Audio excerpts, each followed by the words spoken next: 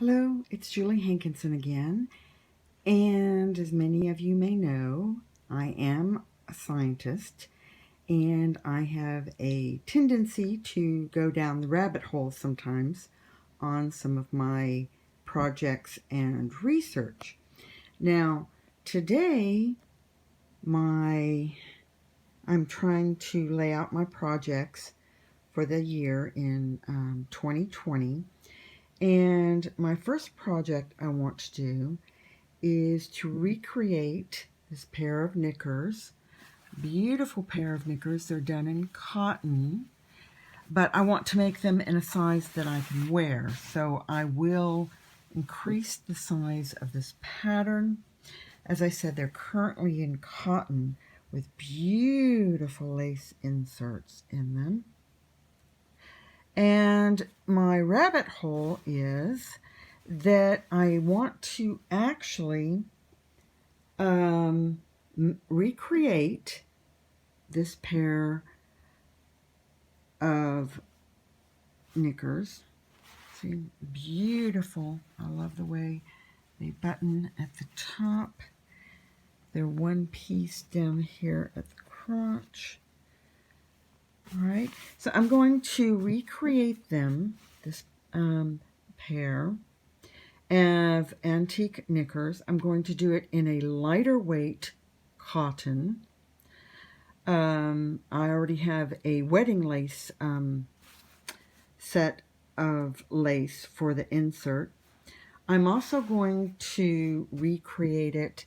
I have some old silk pillowcases, and so I'm going to recreate it in just a basic, some old silk that I have, because I want to try wearing these in cold weather and in humid weather.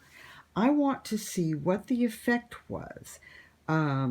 Were these knickers actually able to wick away,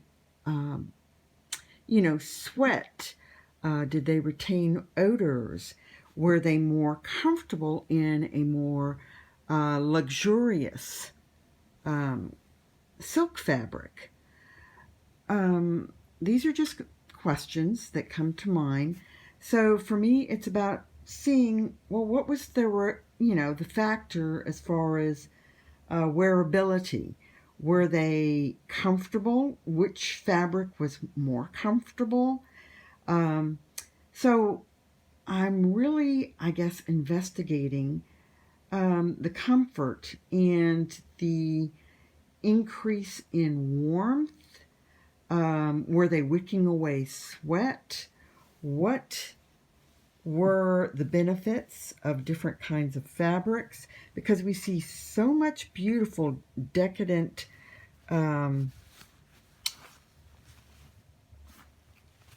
undergarments.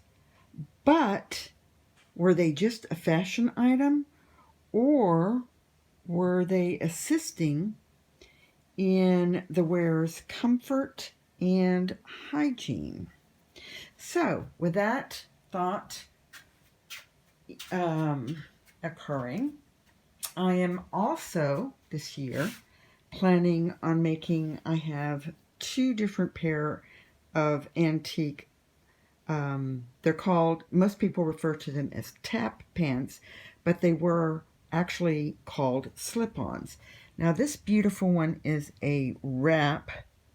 It's done in silk. You can see it has, the crotch is actually a separate piece that is created as, oh, this gorgeous detail work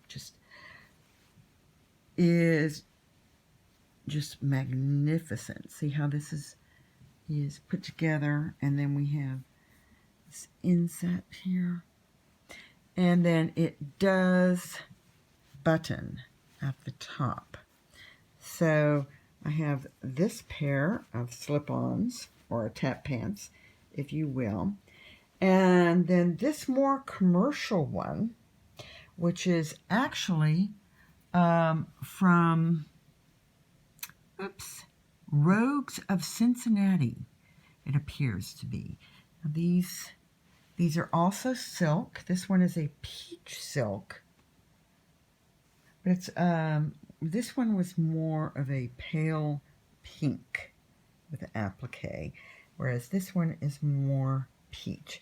And this one has, as you can see, it is sewn in like this.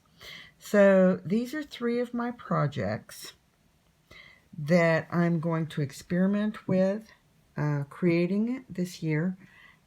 Again, you have the side buttons,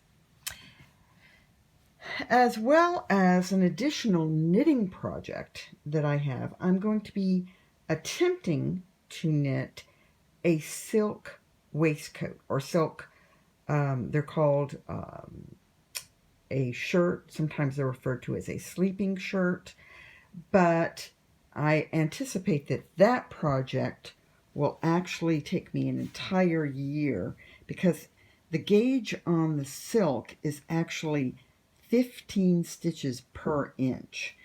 I have some beautiful ivory silk that I will be using to make that garment. To actually, again, the project is to see if it was a perceivable increase in warmth when it was worn, because I'm looking at these garments that were actually made for kings and queens and the upper class, and they were extremely intricate, and the hours that were put into it, as well as the cost to obtain the materials, would have been astronomical at that time. And yes, they were extremely expensive, but would they have assisted in decreasing body odor or cleaning of the garment? Would they have kept the wearer warmer without additional weight? Would it have reduced the weight of the garments? Again, these are just some questions that I would like to answer, and this is my experiment for the year, to create these garments and to actually wear them and catalog the pros and cons of the garments, realizing that there would have been servants who would have cleaned the garments and pressed them, and it wouldn't have mattered if it took an entire year to knit a silk waistcoat or shirt, for a king. So again, this is just some old silk pillowcases I'm going to use to recreate a pair of silk knickers.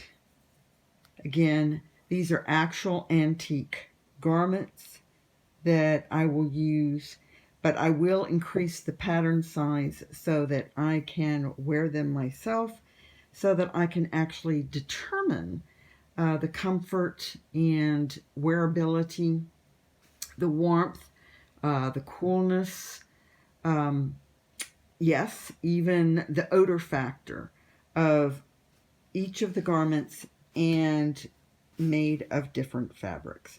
So I hope that you will join this journey with me. Again, my name is Julie Hankinson, and I would appreciate it if you would like and subscribe. And when you do, you will see that I have lots of projects. I do go down rabbit holes because I do investigate many different topics. And because of this, please just delete the ones that don't apply to you, that are not something that you enjoy. I really would like to have you along on this journey, just to see how beautiful this work, because I really feel like we are missing out on so much of the beauty. I realize these garments took a phenomenal amount of time and effort to create. And that does lend them, you know, a value, an exclusivity, which was, and also the fact that their care would have been meant for the wealthier segment of the population.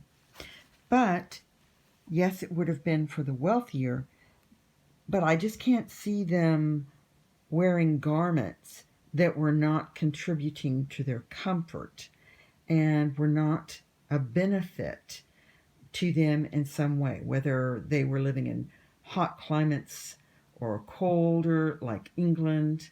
And again, this is the reason for my investigation. Please do delete my research projects that you are not interested in, but please do like and subscribe because it really helps me with my YouTube algorithm, and it is an incentive for me to continue to produce these rabbit hole productions, if you will. All right, well, I will talk with you all again next month because these